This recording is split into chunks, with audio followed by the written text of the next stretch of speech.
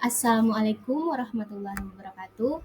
Halo semuanya, pada video pembelajaran kali ini kita akan belajar terkait dengan pembelahan sel dengan pemateri saya sendiri yaitu Fauzia Siompo.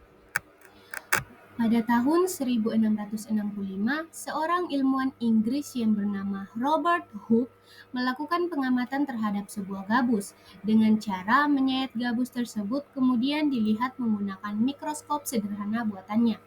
Nah, dari pengamatannya inilah Hooke menemukan sayatan tipis gabus tersebut terdapat ruangan kecil yang menyusun gabus. Kemudian, ruangan kecil tersebut ia beri nama sel. Apa itu pembelahan sel?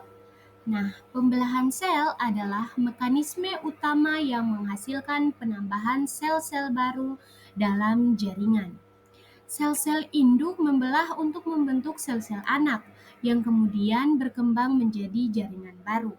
Proses ini memungkinkan organisme untuk terus tumbuh dan berkembang sepanjang siklus hidupnya. Jenis-jenis pembelahan sel. Jenis pembelahan sel yang pertama yaitu mitosis. Nah, mitosis adalah proses di mana satu sel membelah menjadi dua sel anak yang identik. Proses ini terjadi di dalam sel somatik atau sel tubuh untuk pertumbuhan dan perbaikan. Mitosis ini umumnya dia menghasilkan dua sel anak yang identik. Setiap sel memiliki jumlah kromosom yang sama dengan sel induk. Mitosis terdiri dari beberapa fase, yakni profase, metafase, anafase, dan telofase. Nah, berikut tahapan mitosis secara rinci. Baik, teman-teman sekalian dapat melihat secara terperinci, ini adalah proses pembelahan sel secara mitosis yang terdiri dari tahap interfase, profase, metafase, anafase, telofase, dan sitokinesis. Berikutnya saya akan menjelaskan satu-satu terkait dengan proses pembelahan sel secara mitosis ini. Baik, untuk tahap pertama dalam pembelahan sel secara mitosis yakni interfase. Nah, interfase ini merupakan fase di mana sel mempersiapkan diri untuk pembelahan sel dengan cara menyalin DNA-nya. Kemudian setelah tahap interfase, fase yang berikut yaitu profase. Profase ini di mana kromosom mulai mengkondensasi dan menjadi terlihat dan membran inti mulai menghilang. Spindel mulai terbentuk untuk memisahkan kromosom. Baik, tahap pembelahan sel yang berikut yaitu metafase. Metafase ini merupakan kondisi di mana kromosom berbaris di tengah sel. Mereka membentuk lempeng metafase yang khas. Kemudian, tahap selanjutnya yaitu anafase. Anafase ini di mana kromatid saudara terpisah. Mereka bergerak ke kutub sel yang berlawanan seperti yang terlihat pada gambar. Kromatid bagian atas itu dia akan turun ke bawah, sedangkan kromatid yang bagian bawah itu dia akan naik ke atas. Oleh sebab itu disebutkan di sini bahwa mereka itu melewati kutub yang berlawanan. Jenis pembelahan sel yang berikut yakni meiosis. Meiosis adalah pembelahan sel untuk menghasilkan gamet atau sel reproduksi yang memiliki setengah jumlah kromosom dari sel induknya. Meiosis merupakan proses pembelahan sel yang menghasilkan 4 sel anakan, yaitu sel gamet dengan setengah jumlah kromosom dari sel induk. Nah, proses pembelahan meiosis ini terdiri dari dua pembelahan sel, yakni meiosis 1 dan meiosis 2. Baik, teman-teman sekalian dapat melihat proses pembelahan sel secara meiosis yang sudah saya ringkas sedemikian rupa. Pada pembahasan selanjutnya, kita akan menjelaskan secara terperinci tahapan-tahapan pembelahan sel secara meiosis. Tahapan yang pertama yakni profase 1.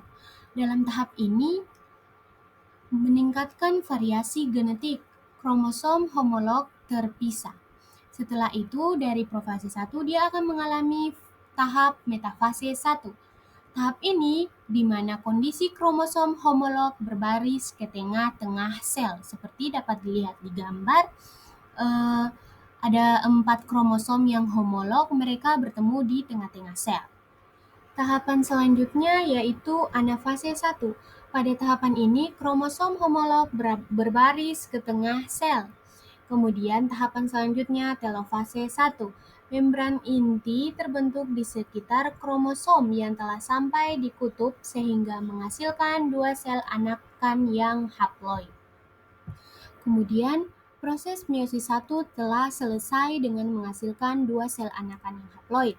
Dua sel anakan yang haploid tadi akan melanjutkan proses pembelahan meiosis 2 yang dimulai dari tahap pertama yakni profase 2. Pada profase 2 ini, kromosom yang sudah ada memadat kembali dan sentriol bergerak ke kutub yang berlawanan.